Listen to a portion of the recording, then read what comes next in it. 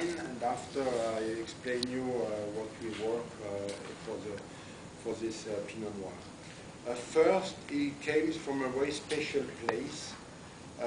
We have in Alsace Pinot Noir. We have for a long time, but most of the Pinot Noir looks more like rosé, more in a lighter style, because we made more Pinot Noir to drink with some tarte flambée, Flammekuche.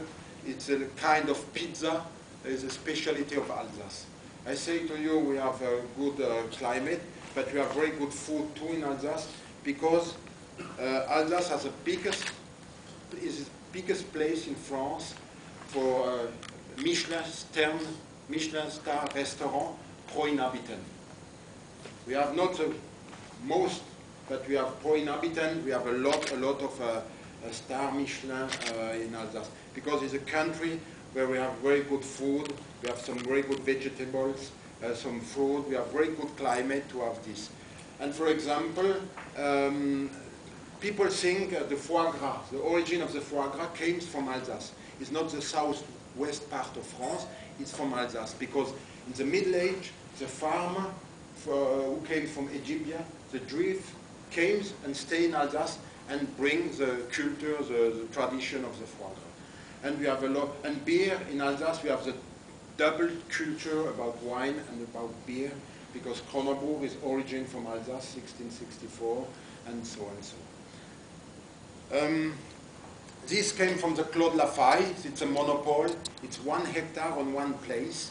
We want not to make a rosé wine. We want to make a serious Pinot Noir.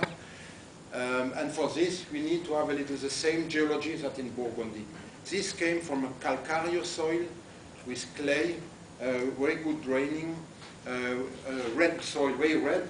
And this is perfect because the iron permits fix the pigmentation of the color. And this is perfect. High density planted. It's planted 10,000 stocks per hectare. This is the same philosophy that in Burgundy. You see it's a nice deeply color, a nice bright color. On the nose is a lovely fruit, a little black currant. You have some spice, some cloves. Nice smokiness, very concentrated.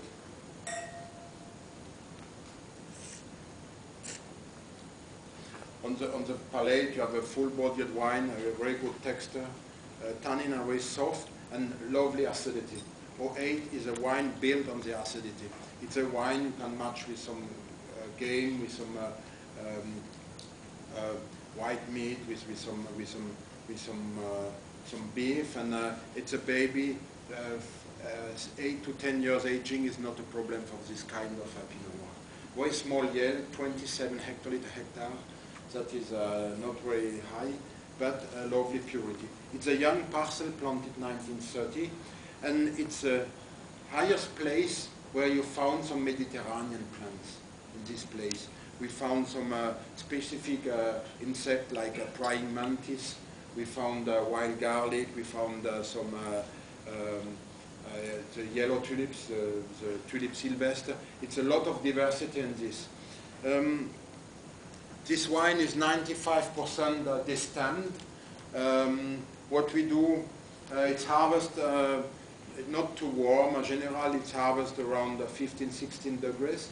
We maintain 3 days to 16 degrees before we start the maceration. 13-day maceration. We don't work with punching, only pumping over. And when it's finished, we press it. We put in a small barrel. It's the only wine we fermented in small barrel, like in Burgundy, 220-liter barrel. It's a third new oak, the third second, and the third wine. We let it 15 months in general. He made the second fermentation, the malolactic fermentation in the barrel. And when it's finished, we put all the barrel together. There's no fining, there's no filtration. It's a completely natural way for this wine. We are completely organic farmed. We are certificated organic, and we work in biodynamics. This parcel since 1997 we work in biodynamics, because I studied Steiner and I work a little in this philosophy. But after I explain you a little more about this. If you have some question or if you want to say something,